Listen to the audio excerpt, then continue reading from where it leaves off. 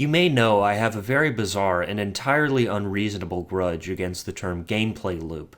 I'll admit my primary beef is pure pedantry.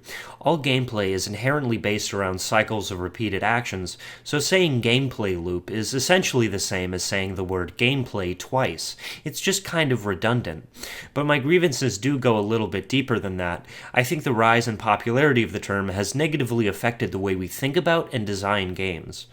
Let's look at Super Metroid. What most people would identify as the core loop of the game, and really the core loop of its entire genre, is the process of anticipation, exploration, and discovery. Coming across an obstacle you have no idea how to bypass, searching for an item that will let you progress past it, before finally finding it and returning to the initial obstacle so you can repeat the cycle all over again. I prefer using the term compulsion loop for this rather than gameplay loop, because I feel it gets closer to the reality of what this is. An external hook that triggers a dopamine response and keeps you playing for longer periods of time. This aspect of the game functions as a way to bring players into a flow state, turning play into something compulsive and causing habits to form. These loops are sort of an inevitability in game design and aren't inherently harmful. However, as described in the book Addiction by Design, they are wide open to exploitation by people like slot machine designers who use them to bleed gamblers out of their money. So I'm always cautious about games which heavily rely on these kinds of compulsion loops, as well as the flow state that they create. One of the key characteristics of the flow state, as defined by the psychologist Mihai Csikszentmihalyi in his book Flow, is that it causes you to lose track of your sense of self and your sense of time. At first this seems innocent enough, and we can pretty easily map this concept of a flow state onto most video games. However, taking into account the book's ideas about labor, things start to become a little sinister. In the chapter Work as Flow, Csikszentmihalyi bemoans the, quote, erosion of a traditional way of life, in which work was meaningfully related to people's identities. It argues that moments where our egos melt away and we lose ourselves in our work are not only desirable but optimal, and uses examples of steelworkers who accept their poor working conditions rather than trying to change them as the role models we should aspire to.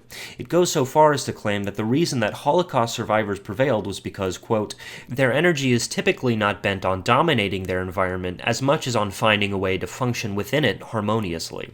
The message of the text being that in order to live happy, fulfilled lives, we should let go of our egos and accept whatever conditions we find ourselves in, whether that be crummy minimum wage work or literal concentration camps. Knowing how reactionary Csikszentmihalyi's writing gets, it's hard not to have that color your perception of the rest of the text, even the ideas that seem innocuous. For instance, one of the features of capitalist labor is that our time spent away from work is primarily spent recovering from it and then preparing for it. So to say that our leisure activities should also bring us into a flow state where our sense of time is accelerated only furthers the detachment from our leisure time that we already experience under capitalism. I'll give you an example. Earlier this year I played Elden Ring. It's a pretty solid game filled with a strong compulsion loop that revolves around its RPG progression system as well as the exploration of its open world.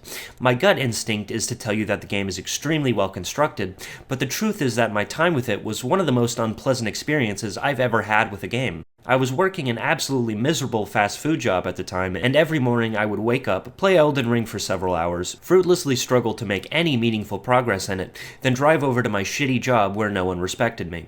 I was beyond depressed. My ability to experience joy in my free time was completely stripped away from me. But I just couldn't stop playing. The game had its hooks in me.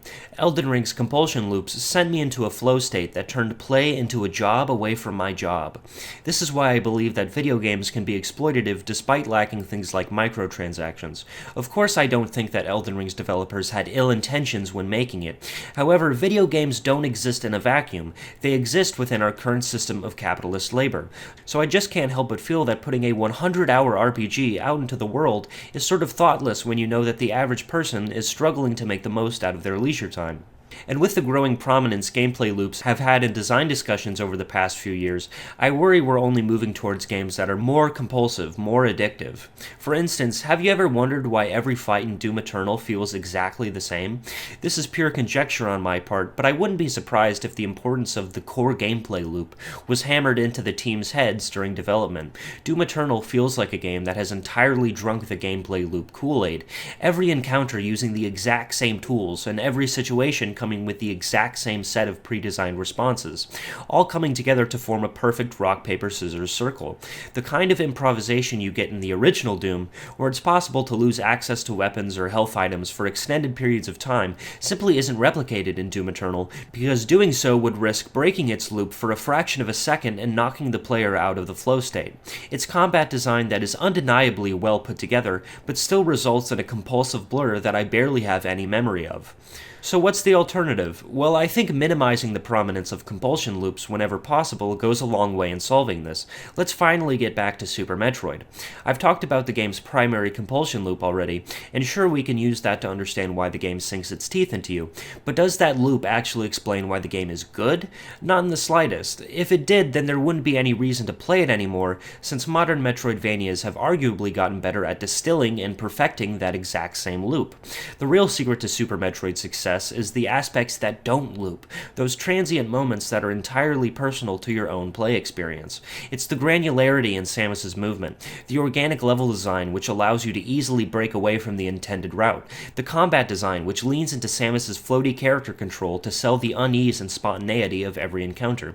It's these elements which afford you more creative control as a player that shock you out of any compulsive habits or flow states and create play you can get a legitimate sense of personal fulfillment from. That sense of authorship you have over a system is what makes game design beautiful, and it's not something you're going to find in a game built out of constantly repeating compulsive loops.